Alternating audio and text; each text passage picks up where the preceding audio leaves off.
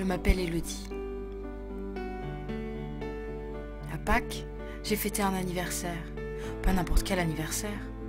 L'anniversaire du jour où ma vie a changé. 7 ans déjà. C'est passé si vite.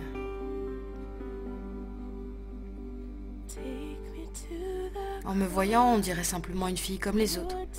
Qui aurait pu croire que le changement qui s'est opéré dans mon cœur aurait pu être si radical? Je dois vous raconter ce qui m'est arrivé. C'est une très belle histoire. Vous allez l'aimer. J'ai grandi dans une famille chrétienne. En tant qu'enfant, j'ai jamais manqué de rien. J'ai un frère, une sœur. Comme tous les enfants, on se chamaillait. Puis mon père a commencé une entreprise. Il travaillait tout le temps, on le voyait de moins en moins. À cette période, mes parents ont commencé à avoir des problèmes dans la vie.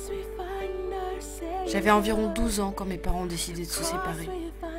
Ma mère a pris un studio et mon frère, ma sœur et moi, on vivait avec notre père.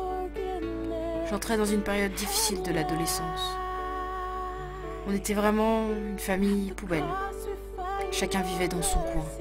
On était une famille brisée que rien ne semblait pouvoir unir. Ça a été la période la plus triste dont je puisse me rappeler. J'ai commencé à jouer aux jeux vidéo, lire des mangas et regarder la télé plus que de raison. J'entrais dans une période vraiment rebelle. Au fil des années, j'ai commencé à prendre du poids. La vérité, c'est que je ne m'aimais pas. J'avais de la violence en moi et j'étais pas en paix. On allait à l'église tous les dimanches, comme une habitude. Oh, je croyais en Dieu un peu, mais de là à vivre vraiment pour lui, comme ils disent à l'église, c'était une autre histoire. En fait, je voulais faire ce que je voulais quand je le voulais. La violence qui était dans les jeux vidéo, le sexe, l'occultisme qui était dans les mangas que je lisais, ça me dérangeait pas. En fait, c'était comme une drogue à laquelle je devais tout le temps revenir. J'étais pas bien dans ma peau. Je voulais arrêter de penser aux problèmes familiaux. Je m'évadais dans ces mangas, ces jeux vidéo. Ce que je ne savais pas, c'est qu'ils étaient en train de me détruire à petit feu. Qu'ils m'éloignaient de ce Jésus dont j'avais entendu parler toute mon enfance. Au plus profond de moi, je savais que toutes ces choses, elles étaient pas bonnes pour moi. Oh, je l'aurais jamais reconnu. Avoir tort, perdre la face, jamais. Puis mes parents, ils se sont réconciliés. Dieu a vraiment touché leur vie. Ils se sont pardonnés. Maman est revenue à la maison. Dieu les a touchés et les a transformés. Puis ça a été au tour de ma sœur et mon frère. Et moi j'étais comme au fond d'un gouffre, sans fin. Et puis ça m'est arrivé aussi. Je suis allée à une réunion, c'était à Pâques 2003.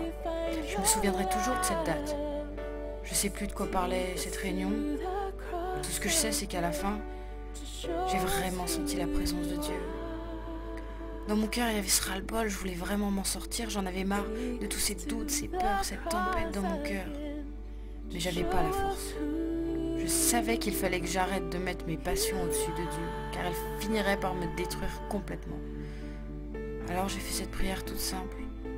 Jésus, je n'ai pas la force, mais je veux m'en sortir. Aide-moi, libère-moi. Je te donne ma vie.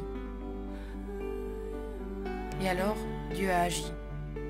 Dès que je suis rentrée chez moi, j'ai jeté tous mes DVD et cassettes manga sans un passement au cœur. J'en avais plus besoin. Dieu était le seul qui pouvait me satisfaire. J'ai alors vécu cette joie, cette paix. J'ai maintenant un grand espoir pour ma vie, mon avenir. Dans les difficultés de la vie, je ne suis plus seule. Jésus marche avec moi. Il a changé ma vie.